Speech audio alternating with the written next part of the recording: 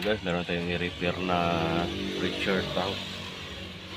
Ang sabi dito ng kasama ko ay hindi na umaandar yung aming motor. Kaya subukan nating i-repair kung makaya pa natin. So dapat kasi mag-check tayo ng voltahe. Dapat kailangan natin ito, tester. I-set na natin siya sa 250. Yung dito tayo mag-check kung may pumapasok na 30 volts galing dito sa breaker o sa mga saksakan. So mag-check sana tayo dito, kaya lang okay man ito kasi matibay itong wire, matibay na ito. Saka yung papasok dito.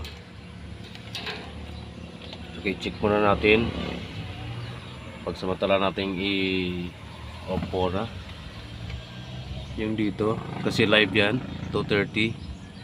Baka makurente tayo, mag-isa lang tayo dito ngayon.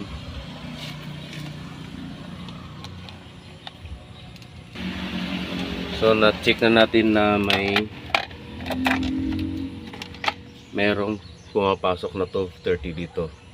So ngayon dito tayo mag-check sa baba nya. Dito check natin kung ang kapasitor ay buo pa.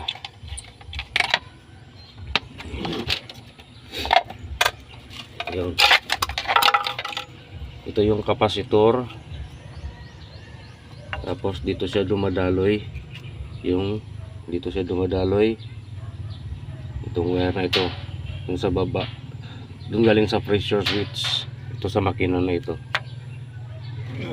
Bago tayo magsuspect na makina, ito muna yung i-check kapasitor, saka yung linya ng kapasitor. Ayun guys, may nakita tayong parang may balot na parang naputol sa dito. Okay, check muna natin gamit ang ating tester. Ito pa rin ang ating gagamitin sa tester.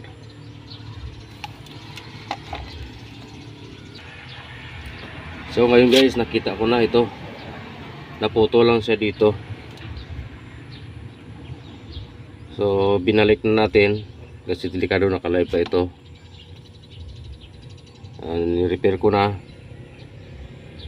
Basta pinakita ko lang sa inyo na ito lang ang gagawin nyo. Pag buo ito, buo din ang kung sakali na hindi ito naputol, mag-check lang po kayo dito sa may dalawang paa dyan. Kailangan pa rin natin ang tester, itong tester na ito sa kanyang polarity. Itong kapasitor kung buo, doon na tayo mag-check sa loob, yung talagang sa makina na talaga, yung sa coil niya. So mayroon niyang kung mag-tester ka ay mayroong pumapalo dito sa tester natin. I-set natin sa 10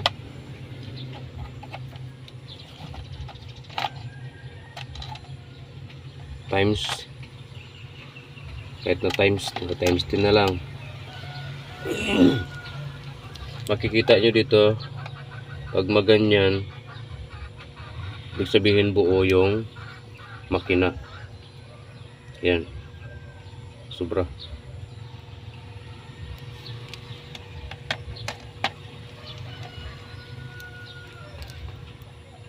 Ayun, yan, makikita mo na buo ang makina. Ayan. Pag hindi na yan sa pumalo guys, talagang magsuspect na tayo sa kanyang coil, sa kanyang makina talaga. Kaya guys, subukan natin kung okay na. Ito lang yung naputol, yung dito. Bali dinugtong na natin yan. Subukan na natin. Yun, handa na. Yun lang ang time na natin. Yun. Marga na. Meron na yung karga. Bakit na siya.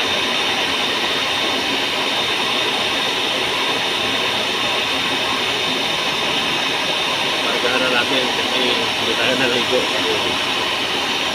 Walang water. Kaya nang nagumaga na tayo na tayo.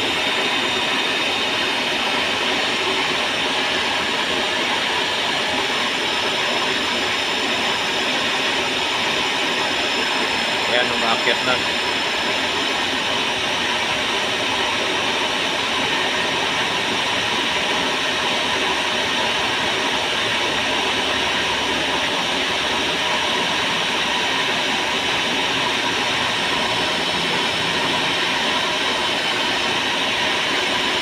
Okay, sakto na tayo sa 20.